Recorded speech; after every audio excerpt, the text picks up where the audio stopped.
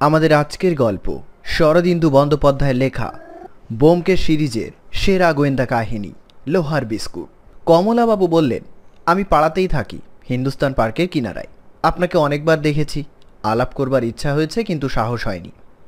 আজ একটা সূত্র পেয়েছি, তাই ভাবলাম এই ছুতোয় আলাপটা করে নিই। আমার জীবনে একটি ছোট্ট সমস্যা এসেছে। সমস্যা? ব্যোমকেশ সিগারেটের কৌটো এগিয়ে দিয়ে বলল, বলুন বলুন, অনেক দিন এই বস্তুর মুখ দর্শন করিনি। গ্রীষ্মের একটি রবিবার সকালে ব্যোমকেশের কেয়াতলার বাড়িতে বসে কথা হচ্ছিল। কমলা বাবুর চেহারাটি নাড়ু গোপালের মতো, কিন্তু মুখের ভাব চটপটে, বুদ্ধি সমৃদ্ধ। তিনি হাসি মুখে একটা সিগারেট নিয়ে ধরালেন, তারপর গল্প আরম্ভ। আমার নাম কমল কৃষ্ণ দাস, কাছেই ভারত কেন্দ্রীয় ব্যাংকের শাখা আছে, আমি সেখানকার ক্যাশিয়ার। বছর দেড়েক আগে পুরুলিয়া থেকে বদলি হয়ে এখানে এসেছি। গ্রীষ্মের একটি রবিবার সকাল কলকাতায় এসেই মুশকিলে পড়ে গেলাম, কোথাও বাসা খুঁজে পায় না। শেষ পর্যন্ত একটি লোক তার বাড়ির নিচতলার একটি ঘর ছেড়ে দিল।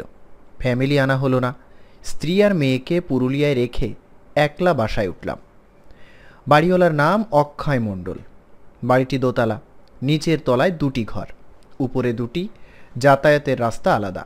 অক্ষয় মণ্ডল দোতলায় একলা থাকেন, কিন্তু তার কাছে লোকজনের যাতায়াত আছে। মিষ্টভাষী লোক, কিন্তু কী কাজ করে বুঝতে পারলাম না।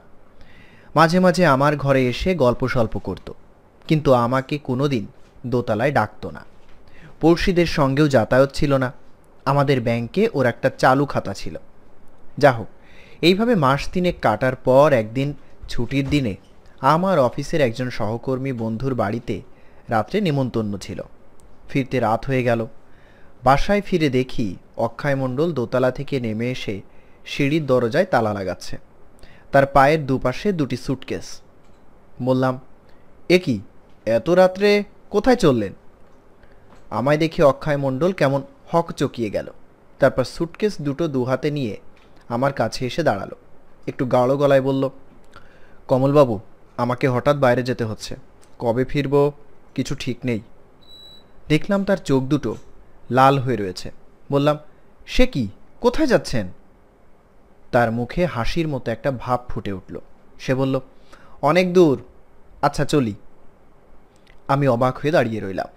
সে কয়েক পা গিয়ে থমকে দাঁড়ালো, তারপর ফিরে এসে বলল, কমলবাবু, আপনি সজ্জন, ব্যাংকে চাকরি করেন।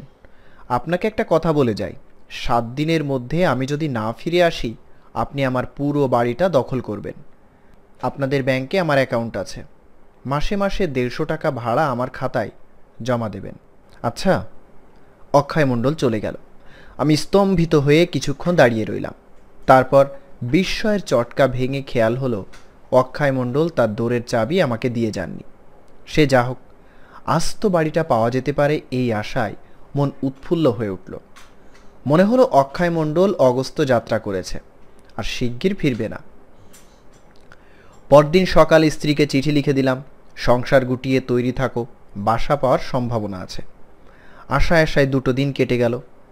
3 দিনের দিন গন্ধ বেরোতে আরম্ভ করল। বিকট গন্ধ, মরা পচা গন্ধ। গরমের দিনে মাছ মাংস পচে গিয়ে যেরকম গন্ধ বেরোয়, সেই রকম গন্ধ আসছে। সন্দেহ হলো, পুলিশকে খবর দিলাম। পুলিশ এসে তালা ভেঙে উপরে উঠল, আমিও সঙ্গে গেলাম। গিয়ে দেখি বিভৎস কাণ্ড। ঘরের মেঝের উপর একটা মড়া হাত পা ছড়িয়ে পড়ে আছে, তার কপালে একটা ফুটো। সেই রাত্রে আমি যখন নেমন্তন্ন খেতে গিয়েছিলাম, সেই সময় অক্ষয় মণ্ডল লোকটাকে গুলি করেছে। তারপর দামি জিনিসপত্র, টাকা কড়ি, সুটকেস নিয়ে কেটে পড়েছে। দেখতে দেখতে একপাল পুলিশ এসে বাড়ি ঘিরে ফেলল। লাশ ময়নাতদন্তের জন্য পাঠানো হলো। দারোগাবাবু আমাকে জেরা করলেন। তারপর খানা তল্লাশ আরম্ভ হলো। নিরপেক্ষ সাক্ষী হিসেবে পাড়ার একটি ভদ্রলোক এবং আমি সঙ্গে রইলাম। খানা তল্লাশে কিন্তু বিশেষ কিছু পাওয়া গেল না। কেবল একটা দেরাজের মধ্যে কয়েকটা লোহার পাত দিয়ে তৈরি কৌটার মতো একটা জিনিস পাওয়া গেল। সিগারেটের প্যাকেটে রূপলি তবকের মধ্যে যেমন সিগারেট মোড়া থাকে, অনেকটা সেই রকম লম্বাটে ধরনের তবক, খুব পাতলা লোহা দিয়ে তৈরি, কিন্তু তার অভ্যন্তর ভাগ শূন্য। দারোগাবাবু সেগুলো নিয়ে চিন্তিতভাবে নাড়াচাড়া করলেন, কিন্তু হালকা লোহার মোড়ক কোন কাজে লাগে বোঝা গেল না। যা হোক, সেদিনের মতো তদন্ত শেষ হলো, পুলিশ চলে গেল। আমার মনে কিন্তু অস্বস্তি লেগে রইল। 3-4 দিন পরে থানায় গেলাম। সেখানে গিয়ে খবর পেলাম মৃত ব্যক্তির পরিচয় জানা গেছে। আঙ্গুলের ছাপ এবং অন্যান্য দৈহিক চিহ্ন থেকে প্রকাশ পেয়েছে যে মৃত ব্যক্তির নাম হরিহর সিং। দাগি আসামি ছিল, মাদকদ্রব্য এবং সোনার উপর চোরা কারবার করত। অক্ষয় মণ্ডলের সাথে কোন সূত্রে তার যাতায়াত ছিল তা জানা যায়নি। অক্ষয় মণ্ডলের নামে হুলিয়া জারি হয়েছে, কিন্তু সে এখনও ধরা পড়েনি, কপ্পুরের মতো উবে গেছে। থানা থেকে ফেরার সময় ভয়ে ভয়ে প্রশ্ন করলাম, পুরো বাড়িটা তাহলে আমি দখল করতে পারি? দারোগাবাবু বললেন, স্বচ্ছন্দে। আসামি যখন ফেরার হবার আগে আপনাকে তার বাড়ির হেফাজতে রেখে গেছে, তখন আপনি থাকবেন বই কি। তবে একটা কথা, যদি আসামির সাড়া শব্দ পান তৎক্ষণাৎ থানায় খবর দেবেন। তারপর প্রায় বছর খানেক ভারী আরামে কেটেছে। স্ত্রী আর মেয়েকে নিয়ে এলাম, সারা বাড়িটা দখল করে দিব্যি হাত পা ছড়িয়ে বাস করছি। বাড়ির ভাড়া মাসে মাসে অক্ষয় মণ্ডলের খাতায় জমা করে দিই। তার টেবিল, চেয়ার ইত্যাদি ব্যবহার করি বটে, কিন্তু আলমারির বাক্স কাবার্টে হাত দিই না। পুলিশ খানা তল্লাশ করার পর যেমনটি ছিল তেমনই আছে। হঠাৎ 2 মাস আগে এক ফ্যাসাদ উপস্থিত হলো। সকালবেলা নিচের ঘরে বসে কাগজ পড়ছি, একজন অপরিচিত লোক এলো, তার সঙ্গে একটি স্ত্রীলোক। ভদ্র শ্রেণীর মধ্যবয়স্ক পুরুষ, স্ত্রীলোকটি সদভা। পুরুষ স্ত্রীলোকটির দিকে আঙুল দেখিয়ে বলল, এ হচ্ছে অক্ষয় মণ্ডলের স্ত্রী, আমি ওর বড় ভাই। এতদিন আমি ওকে পুষেছি, কিন্তু আর আমার পোষবার ক্ষমতা নেই। এবার ও স্বামীর বাড়িতে থাকবে, আপনাকে বাড়ি ছেড়ে দিতে হবে। মাথায় বজ্রঘাত, ফ্যাল ফ্যাল করে চেয়ে রইলাম। তারপর বুদ্ধি গজালো, বললাম, অক্ষয়বাবুর স্ত্রী আছেন তা কোনোদিন শুনিনি। যদি আপনাদের কথা সত্যি হয়, আপনি আদালতে গিয়ে নিজের দাবি প্রমাণ করুন, তারপর দেখা যাবে। কিছুক্ষণ বকাবকি কথা কাটাকাটির পর তারা চলে গেল। আমার সন্দেহ হলো এরা দাগাবাজ জোচ্চোর, ছলছুতো করে বাড়ি দখল করে বসতে চায়। আজকাল বাসা বাড়ির যেরকম ভাড়া দাঁড়িয়েছে, ফোকটে বাসা পেলে কে ছাড়ে। থানায় গিয়ে খবরটা জানিয়ে এলাম। দারোগাবাবু বললেন, অক্ষয় মণ্ডলের স্ত্রী আছে কিনা আমাদের জানা নেই, যা হোক, আবার যদি আসে ছলছুতো করে থানায় নিয়ে আসবেন, আমরা বাড়ির উপর নজর রাখব। আমার পিস্তল আছে, তাছাড়া একটা কুকুরও পুষেছি, হিংস্র পাহাড়ি কুকুর, নাম ভুটো। আমার হাতে ছাড়া কারোর হাতে খায় না। আমি ব্যাংকে যাবার সময় তার শেকল খুলে দিই, রাত্রিরে তাকে ছেড়ে দিই, সে বাড়ি পাহারা দেয়। ভুটো ছাড়া থাকতে বাড়িতে চোর ছ্যাচর ঢোকার ভয় নেই। ভুটো তাকে চিবিয়ে খেয়ে ফেলবে। তবু এই ঘটনার পর মনে একটা অস্বস্তি লেগে রইল।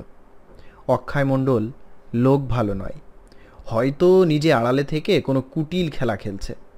একখানা বেনামি চিঠি পেলাম, পাড়া ছেড়ে চলে যাও, নইলে বিপদে পড়বে। পাড়া মানেই বাড়ি।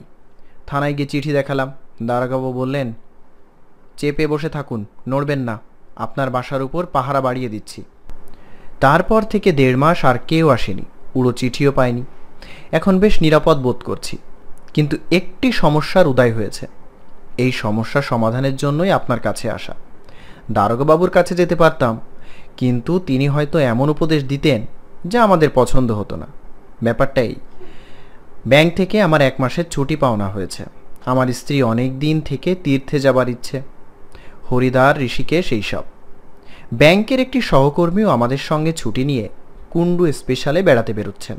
আমাকেও তিনি সঙ্গে যাবার জন্য চাপাচাপি করছেন। দল বেঁধে গেলে অনেক সুবিধে হয়।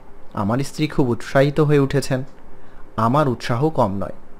কিন্তু যেতে হলে বাড়িতে তালা বন্ধ করে যেতে হবে। ভুটোকেও মাসখানেকের জন্যে একটা ক্যানেলে ভর্তি করে দিয়ে যেতে হবে। বাড়ি অরক্ষিত থাকবে। মনে করুন এই ফাঁকে অক্ষয় মণ্ডলের বউ, মানে ওই স্ত্রীলোকটা, যদি তালা ভেঙে বাড়িতে ঢুকে বাড়ি দখল করে বসে, তখন আমি কি করব? অক্ষয় মণ্ডলের মৌখিক অনুমতি ছাড়া আমার তো কোনো হক নেই। তবে আমি দখলে আছি, আমাকে বেদখল করতে হলে ওদের আদালতে যেতে হবে। কিন্তু ওরা যদি দখল নিয়ে বসে, তখন আমি কোথায় যাব? এই আমার সমস্যা, নিতান্তই ঘরোয়া সমস্যা, আপনার নিরীক্ষার উপযুক্ত নয়। তবু রদ দেখা কলা বেচা দুই হবে, এই মতলবে আপনার কাছে এসেছি। এখন বলুন, বাড়িখানি রেখে আমাদের তীর্থযাত্রা করা উচিত হবে কিনা? ব্যোমকেশ খানিকক্ষণ গালে হাত দিয়ে বসে রইলেন। শেষে বলল, আপনাদের তীর্থযাত্রায় বাধা দিলে পাপ হবে, আবার বাড়ি বেহাত হয়ে যাওয়া বাঞ্ছনীয় নয়।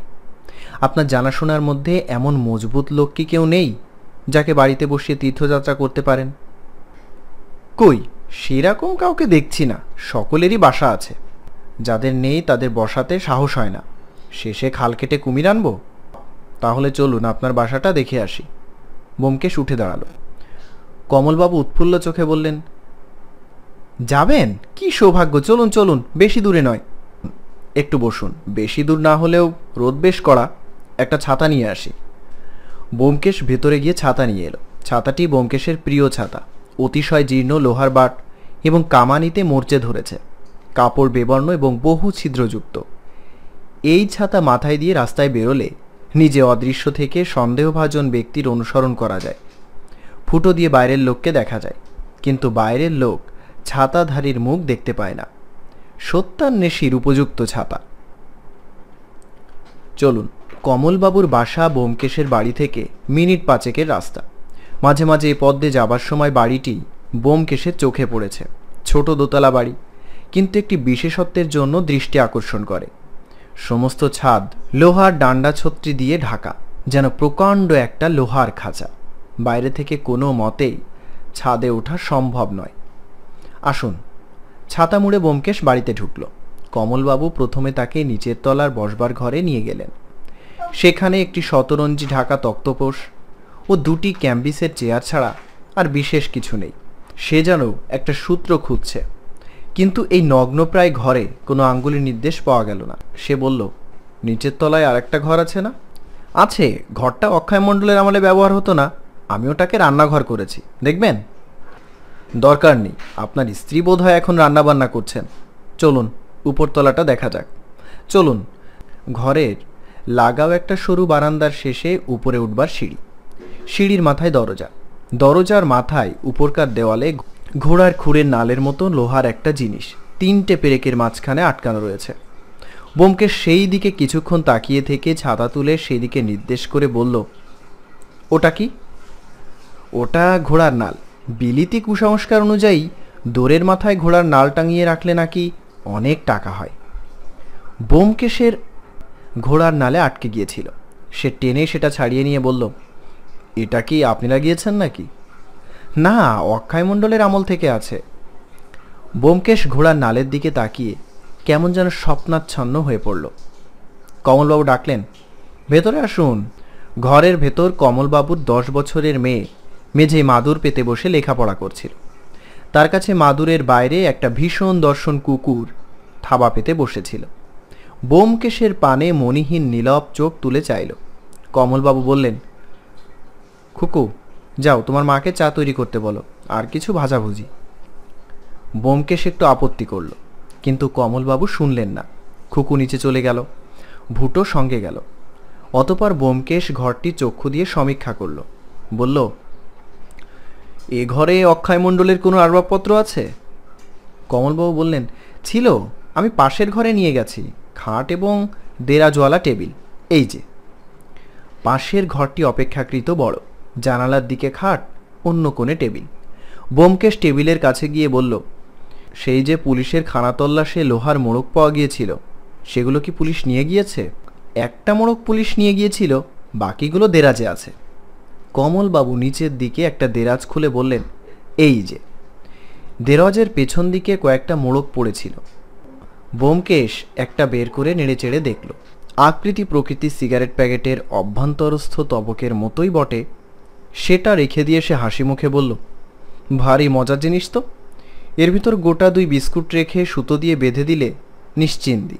চলুন এবার ছাদটা দেখে আসা যাক। ছাদে কিন্তু কিছু নেই, তা হোক, শূন্যতায় হয়তো অর্থবহ হয়ে উঠতে পারে। তাহলে আসুন। ছাদে সত্যিই কিছু নেই। লোহার ঘেরাটোপ ঢাকা ছাদটা বাঘের শূন্য খাঁচার মতো দাঁড়িয়ে আছে।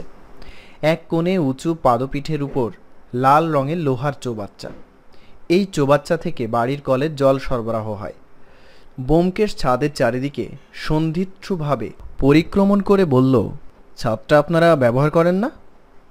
কমলবাবু বলল, বেশি গরম পড়লে ছাদেই শেষ হই, বেশ নিরাপদ জায়গা, চোর ঢুকবে সে উপায় নেই। চলুন, আমার দেখা শেষ হয়েছে। নিচে নেমে এলে খুকু এসে বলল, বাবা বসবার ঘরে চা দিয়েছি।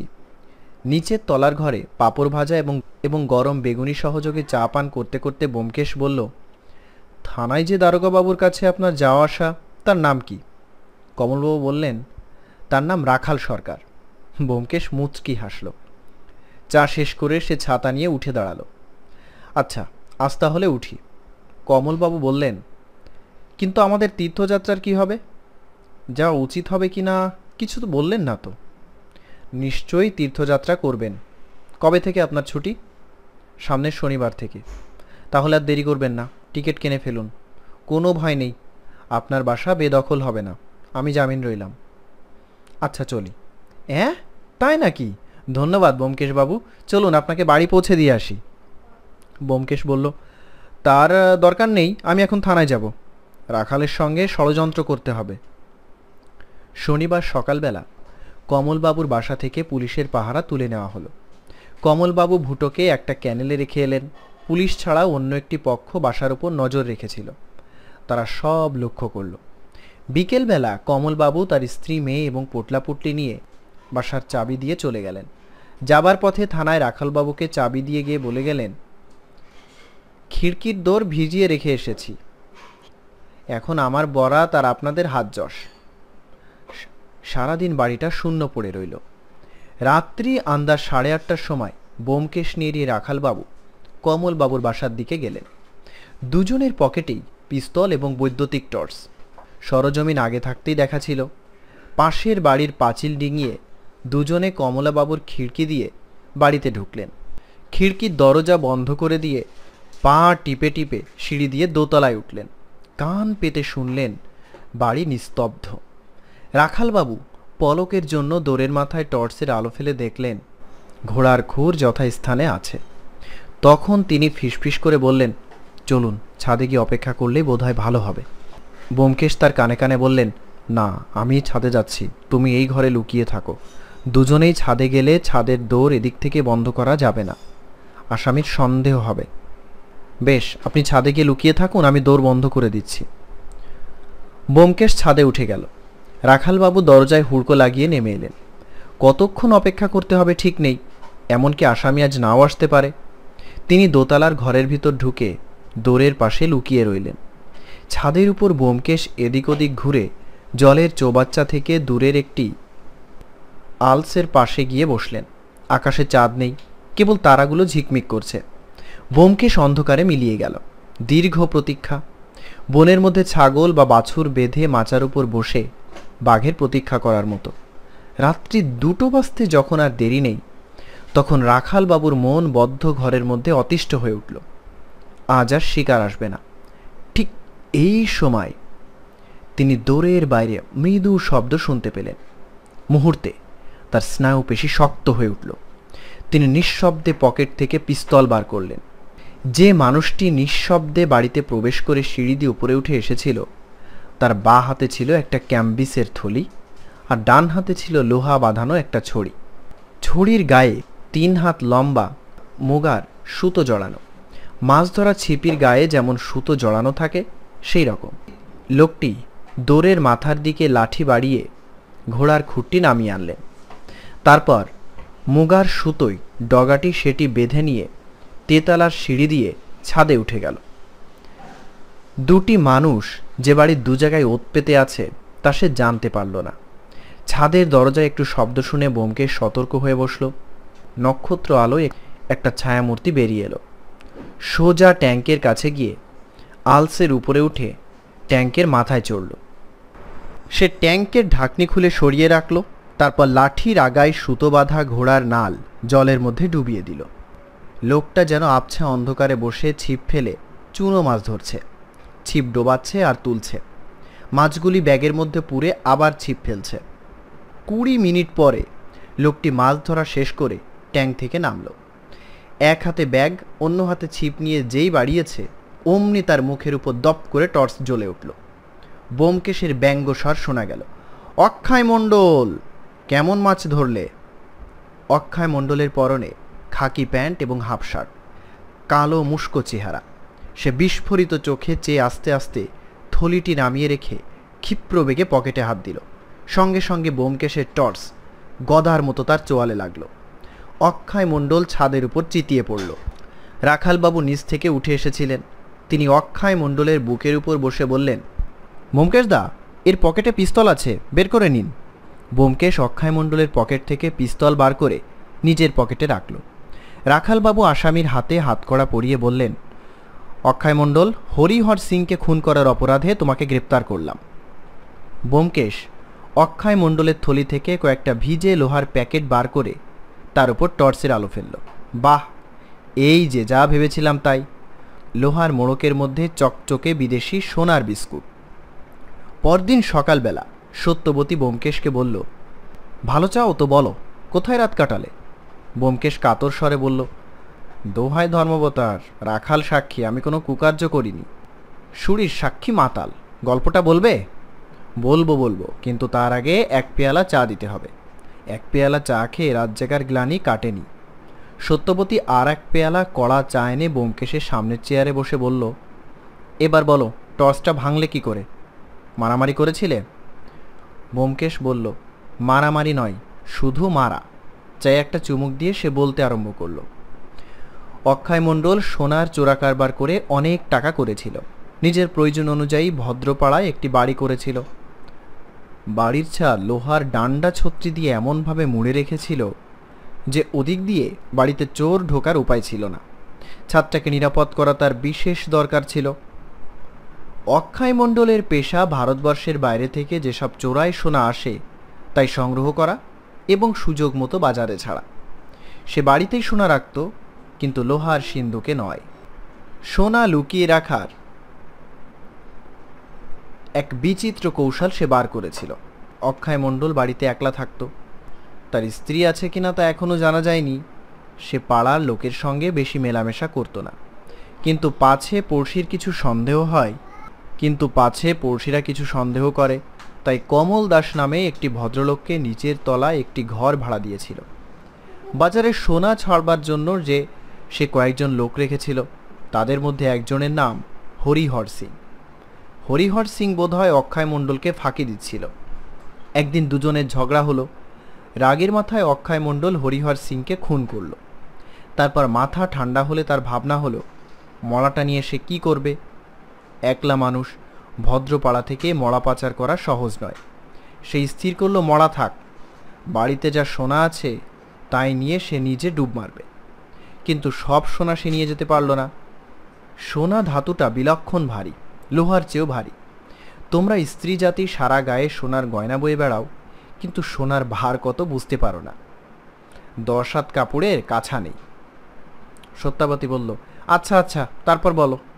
অক্ষয় মণ্ডল ডুব মারবার কয়েকদিন পরে লাশ বেরোলো, পুলিশ এলো, কিন্তু খুনের কিনারা হলো না। অক্ষয় মণ্ডল খুন করেছে তাতে সন্দেহ নেই, কিন্তু সে নিরুদ্দেশ। কমলবাবু সারা বাড়িটা দখল করে বসলেন। অক্ষয় মণ্ডল নিশ্চয়ই কলকাতাতেই কোথাও লুকিয়েছিল। কয়েক মাস চুপচাপ রইল, কিন্তু বাড়িতে যে সোনা লুকোনো আছে সেগুলো সে সরাতে পারেনি। সেগুলো উদ্ধার করতে হবে। কাজটি সহজ নয়। কমলবাবুর স্ত্রী এবং মেয়ে সর্বদা বাড়িতে থাকে। তাছাড়া একটি ভয়ঙ্কর হিংস্র কুকুর আছে। অক্ষয় মণ্ডল ভেবে চিনতে এক ফন্দি বার করল। একটি স্ত্রীলোককে বউ সাজিয়ে এবং একটা পেটোয়া লোককে তার ভাই সাজিয়ে অক্ষয় মণ্ডল কমলবাবুর কাছে পাঠালো। বউকে বাড়ি ছেড়ে দিতে হবে। অক্ষয় মণ্ডল ফেরারি খুনি হতে পারে, কিন্তু তার বউ তো কোনো অপরাধ করেনি। কমলবাবু কিন্তু শুনলেন না, তাদের হাঁকিয়ে দিলেন। অক্ষয় মণ্ডল তখন বেনামি চিঠি লিখে ভয় দেখালো, কিন্তু তাতেও কোনো ফল হলো না। কমলবাবু নড়লেন না। অক্ষয় মণ্ডল তখন অন্য রাস্তা ধরল। আমার বিশ্বাস, ব্যাংকের যে সহকর্মীটি কমলবাবুকে তীর্থে যাবার জন্য ভজাচ্ছিলেন, তার সঙ্গে অক্ষয় মণ্ডলের যোগাযোগ আছে। 2-4 দিনের জন্য যদি কমলবাবুকে সপরিবারে বাড়ি থেকে তফাত করা যায়, তাহলে অক্ষয় মণ্ডলের কার্যসিদ্ধি। কাজটা সে বেশ গুছিয়ে এনেছিল, কিন্তু একটা কারণে কমলবাবুর মনে খটকা লাগলো। বাড়ি যদি বেদখল হয়ে যায়। তিনি আমার কাছে পরামর্শ নিতে এলেন। তার গল্প শুনে আমার সন্দেহ হলো বাড়িটার উপর। আমি বাড়ি দেখতে গেলাম। দেখাই যাক না, অকুস্থলে গেলে অনেক ইশারা ইঙ্গিত পাওয়া যায়। গেলাম বাড়িতে। কড়া রোদ ছিল, তাই ছাতা নিয়ে গিয়েছিলাম। দোতলায় উঠে দেখলাম দোরের মাথায় ঘোড়ার নাল 3টে পেরেকের মাঝখানে আলগাভাবে আটকানো রয়েছে। ঘোড়ার নালটা এক নজর দেখলে ঘোড়ার নাল বলেই মনে হয় বটে, কিন্তু ঠিক যেন ঘোড়ার নাল নয়। আমি ছাতাটা সেই দিকে বাড়িয়ে দিলাম, অমনি ছাতাটা আপনা থেকেই গিয়ে ঘোড়ার নালে জুড়ে গেল। বুঝলাম, ঠিকই সন্দেহ করেছিলাম, ঘোড়ার নাল নয়, একটি বেশ শক্তিমান চুম্বক ছাতার লোহার বাট পেয়ে টেনে ধরেছে। প্রশ্ন করে জানলাম চুম্বকটা অক্ষয় মণ্ডলের। মাথার মধ্যে চিন্তা ঘুরপাক খেতে লাগলো। কেন অক্ষয় মণ্ডল চুম্বক নিয়ে কি করে? দোরের মাথায় টাঙিয়েই বা রেখেছে কেন? যাতে মনে হয় ওটা ঘোড়ার নাল। মনে পড়ে গেল পুলিশের খানা তল্লাশে দেরাজের মধ্যে কয়েকটি লোহার মোড়ক পাওয়া গিয়েছিল। রহস্যটা ক্রমশই পরিষ্কার হতে লাগলো। তারপর যখন ঘেরাটোপ লাগানো ছাদে গিয়ে জলের ট্যাঙ্ক দেখলাম, তখন আর কিছু বুঝতে বাকি রইল না। চুম্বক যত জোরালোই হোক, সোনাকে টানবার ক্ষমতা তার নেই। তাই সে সোনার বিস্কুট লোহার প্যাকেটে মুড়ে ট্যাঙ্কের জলে ফেলে দেয়। তারপর যেমন যেমন দরকার হয় ট্যাঙ্কে চুম্বকের ছিপ ফেলে জল থেকে তুলে আনে। হরিহর সিংকে খুন করে পালাবার সময় সে সমস্ত সোনা নিয়ে যেতে পারেনি, এখন বাকি সোনা উদ্ধার করতে চায়। পালাবার সময় সে ভাবেনি যে ব্যাপারটা পরে এত জটিল হয়ে উঠবে। যাই হোক, সোনার সন্ধান পেলাম। সমুদ্রের তলায় শুক্তির মধ্যে যেমন মুক্ত থাকে, ট্যাঙ্কের তলায় তেমনি লোহার পাতে মোড়া সোনা আছে। কিন্তু কেবল সোনা উদ্ধার করলেই তো চলবে না, খুনি আসামিকে ধরতে হবে। আমি কমলবাবুকে বললাম, আপনি সপরিবারে তীর্থযাত্রা করুন। তারপর রাখালের সঙ্গে পরামর্শ করে ফাঁদ পাতার ব্যবস্থা করলাম। কাল সকালে কমলবাবুরা তীর্থযাত্রা করলেন। বাড়ির উপর অক্ষয় মণ্ডল নজর রেখেছিল। সে জানতে পারল রাস্তা সাফ। কাল সন্ধ্যের পর রাখাল আর আমি বাড়িতে গিয়ে আড্ডা গাড়লাম। কালই যে অক্ষয় মণ্ডল আসবে এতটা আশা করিনি, তবু পাহারা তো দিতে হবে, বলা তো যায় না। রাত্রি 2টোর সময় শিকার ফাঁদে পা দিল। তারপর আর কি, টর্চের একটা ঘায়ে ধরাশায়ী। সত্যবতী ক্ষীণকণ্ঠে প্রশ্ন করল, কত সোনা পাওয়া গেল? সিগারেট ধরিয়ে ব্যোমকেশ বলল, 57টি লোহার মোড়ক, প্রত্যেকটি মোড়কের মধ্যে 2টি করে সোনার বিস্কুট। প্রত্যেকটি বিস্কুটের ওজন 50 গ্রাম। কত দাম হয় হিসেব করে দেখো। সত্যবতী কেবল একটি নিঃশ্বাস ফেলল।